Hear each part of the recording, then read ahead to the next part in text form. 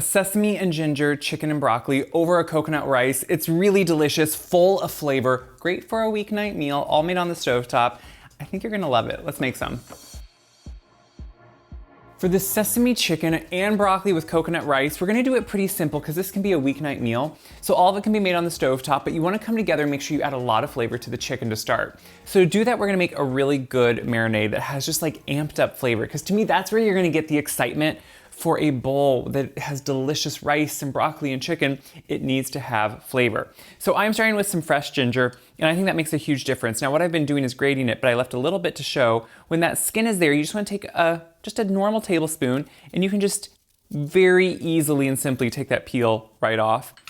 And then you just wanna take a fine grater and actually sit and grate this ginger. And I like to do it into the bowl I'm gonna make the marinade, because I want all those juices from the ginger, I want all that flavor to go right into it. And it's so fibrous that if you don't do it this way, you can get really kind of yucky pieces of it, and it's not the best mouthfeel. So you wanna do it in a fine grater like this, so you make sure you really get it nice and small, especially to work into a marinade. And what you can see is on this grater, while a lot of it is falling in, a lot of it is on the back. So you ever so often have to just hit it in there, and that's perfect. So for the rest of this, what we wanna do is make sure we add some garlic. And again, I'm doing it very fine because it's a marinade. I want it to really work into it. So I'm just gonna do it husk and all right into my press here. It's a garlic press. If you do that, you can see how it just squeezes out there on the bottom? You can take whatever you're gonna mix your marinade up with and just scrape it off. And then when you open it up, you're left with that husk in there. And so you didn't have to peel it or anything.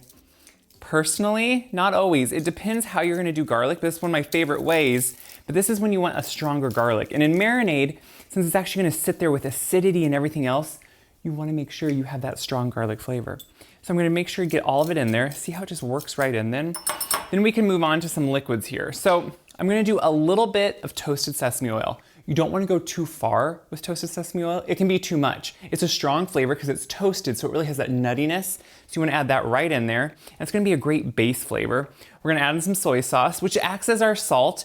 So it's really good in a marinade. And then we're gonna even balance that out with some brown sugar. Now the brown sugar here is gonna really kind of balance out that soy, gonna have that flavor that's really good. I'm gonna mix that up, but we need some lime in there. So I'm gonna go grab my juicer, and we're gonna juice the lime right into it. So before I juice the lime, I'm taking off the zest because we're gonna use that in the rice.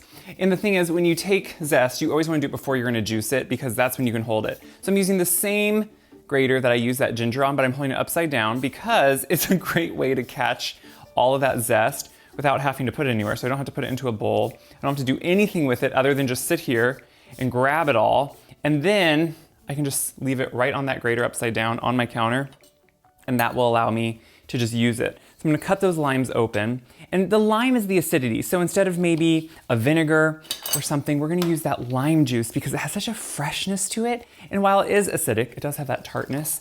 It also has flavor. And I want those flavors to really work with the ginger we're having and everything. So we're gonna put that lime right in there. And this is one of my favorite things because this marinade is gonna act as kind of two parts in this recipe. We're gonna obviously marinate the chicken, but then we're also gonna reserve some, and we're gonna use it when we make a sauce at the end. So you're gonna have those layers of flavor in there. So I have all the lime in there. Gonna add a little bit of sriracha. I like spice. I probably will always add more, but for this, I'm just adding enough so you just get a hint of it and it starts working in, but not too much, and it's not overwhelming.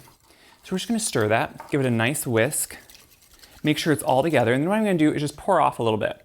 And this is, like I said, we're gonna have it two parts here, so I wanna reserve some right there. That's all I need, and we're gonna use that later on. So here we have the chicken. I've been slicing it up. It's just chicken breast, which to me is a weeknight staple because you can keep them in the freezer if you wanna have them ahead of time. Put them in your fridge the day before, let them thaw overnight in the fridge, and then you can be ready to go. So I'm slicing up in pieces for a couple of reasons. I want that marinade to work all around, but then also it'll be much more messy to cut it up after it marinades. So we're gonna do the work now, slice it up, then when we take it out of the marinade, we can just go right into cooking it, which is to me so simple. So I'm slicing up just in bite-sized, nice slices, putting it in a bowl. We're gonna just whisk this again and get it all over that chicken. And you see how that works in right there? It's just this perfect amount to actually go all together. And now what I'm gonna do is just, since I have dirty hands from the chicken, is I'm gonna take this and just make sure it's all worked into all the crevices and all around that chicken. So now what I'm gonna do is obviously wash my hands. I'm gonna cover this tightly, put it in the fridge for at least 30 minutes. It can be up to 2 hours. You don't wanna go too long on this because we have a lot of acidity, we have a lot of those flavors. So about 2 hours max, 30 minutes, and we'll be ready to go. The chicken is just about done marinating, so what I wanna do is get the rice ready. So many ways to do rice, whether you have a rice maker, like to do it in an Instant Pot, like to do it in the oven even. I'm just doing this on the stove. I think it's easy, everything can kind of come together on the stove. So in my saucepan, I'm gonna put rice. I like to use jasmine rice when I'm gonna have rice with a meal. I think that's just a really good grain to use. So with that rice, we're gonna make a coconut lime rice. So I have coconut milk here, and you can see there's some of that fat in there. Don't get the light stuff, get the full coconut milk with the fat. You want that, that's flavor. But scrape in any of those residual pieces or little bits of fat, it's gonna melt out when we put it on the stove. So you don't have to worry about doing anything with it, just dump it right in there. Now, chicken stock. It's a chicken dish, so I'm using chicken stock. You could leave out the chicken, you could do vegetable stock. I put it in here, this is my salad dressing shaker. A lot of times if I don't get out my homemade from the freezer or something, I just use bouillon and I put it in one of these and I shake it until it's smooth. So we're gonna pour that right in there.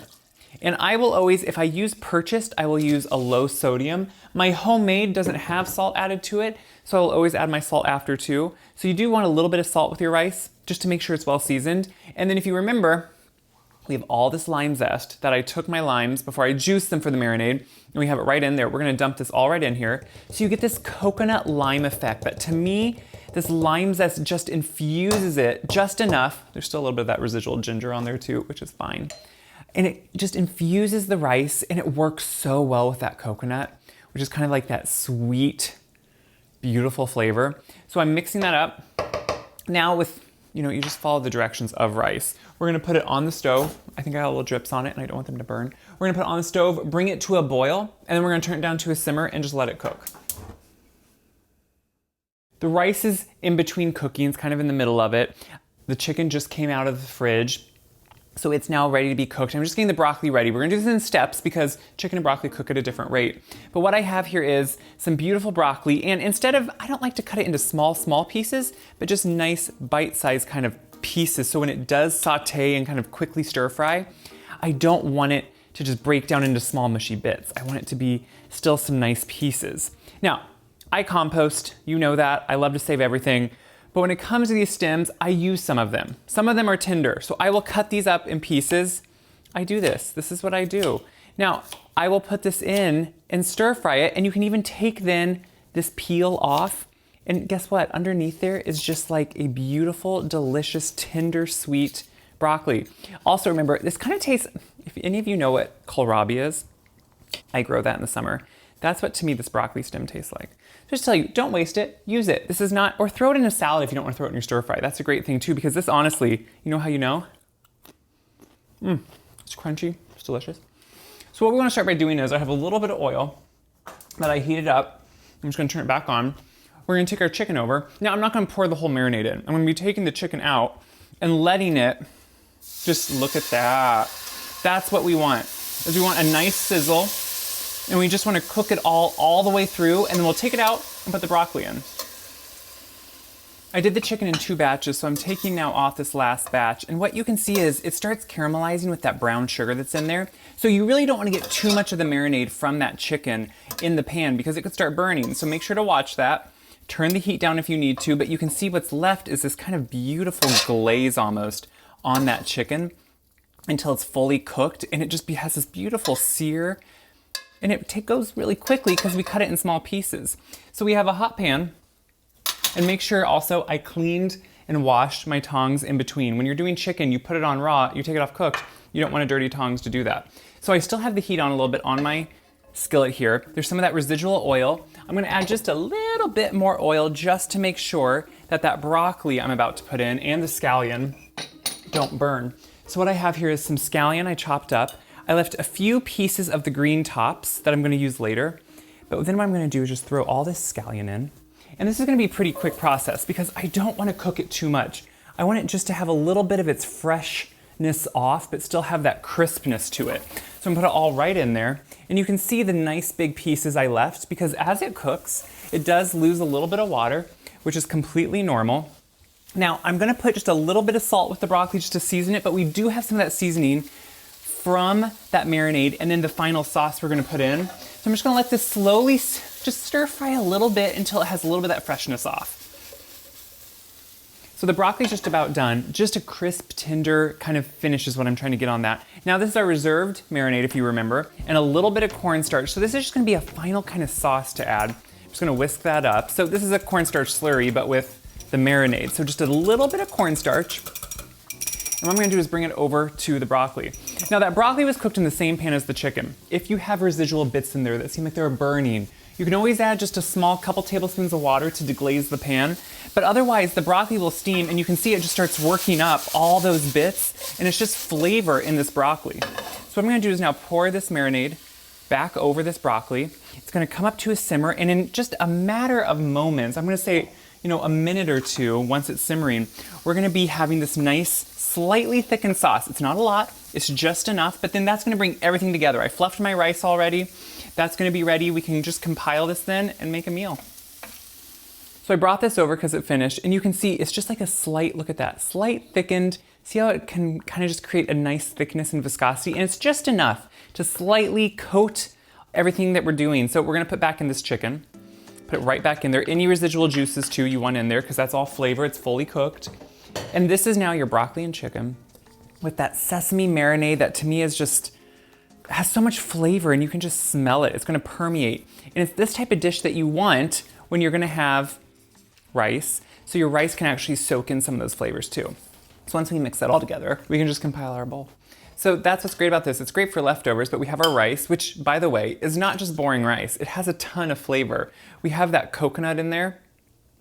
That to me is, it just melds well with all these bright ginger flavors and that beautiful chicken with that sauce. I mean, look at this meal. This is cozy, it's filling, but it's also just satisfying. And I think that's the whole point here, is we want satisfying.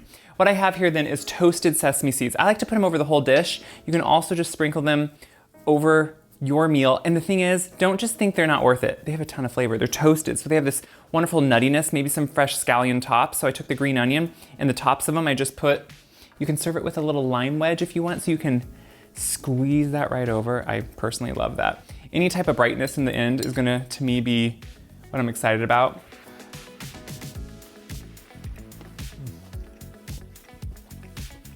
This is so good.